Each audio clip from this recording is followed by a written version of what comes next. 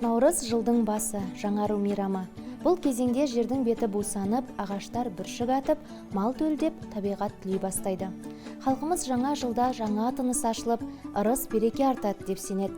Сол себепті де күн мен түннің теңелер мейрамын барлығы жиналып, салт дәстүрді қолға алып, ауызбіршілікпен атап өткен.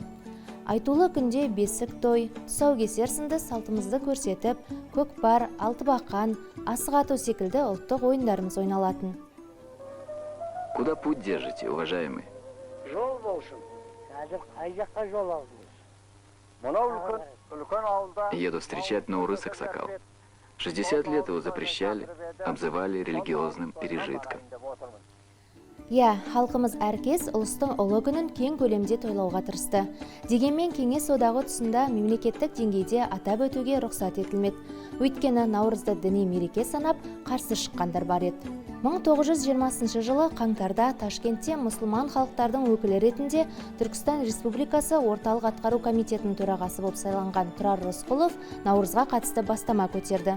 Сонда ол бұл күнді мемлекеттік мерекеге, демалыс күніне айналдыру керегін айтады. Сөйтіп, Мәскеумен келіспестен, сол жылдың Наурыз айының 20 жұлдызында Наурыз мерекесін тойлау жайлы бұйрық берген.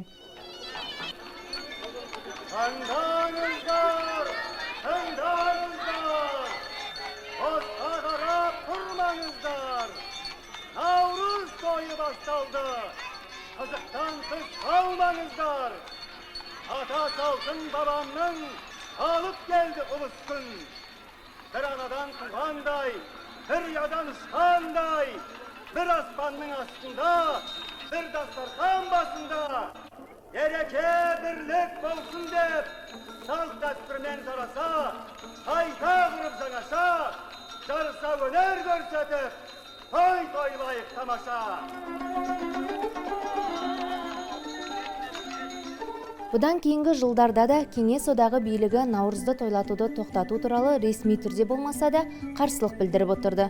Ескінің сарқыншағы санап, салт дәстүріміздің кең қанат жаюына кедергі келтірді. Алайда 1988 жылы Қазақстан Компартиясы орталық комитетінің хатшысы болып сайланған Өзбекәлі Жәнібеков мейрамның кең көлемде атап өтілуі жайлы бас көтереді. Бұл бастама оны ұйымдастырумен Қазақстан Компартиясы орталық комитетіндегі талқылаулар кезінде қолдау табады.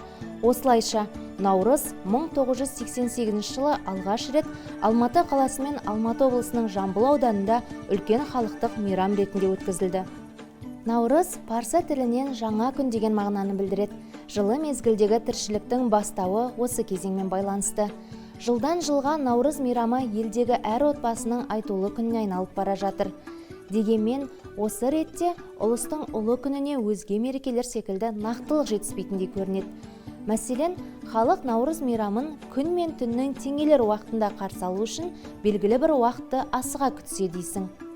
Бұл мейрамның арнайы жаңа күннің бейнесіндегі символы болса да жарасар еді. Өйткені осындай бір қалыпқа салынған дата болса, үлкені де, кішісі де алып ұшып, осы мейрамды атап өтуге асығар еді. Сан жылдар бойы береке бірліктің бастауы болған ұлыстың ұлы күні жақсылығын ала келсін. Әр шаңырақ шаттыққа, дастархан дәмге толы болғай. Наурыз құтты болсын.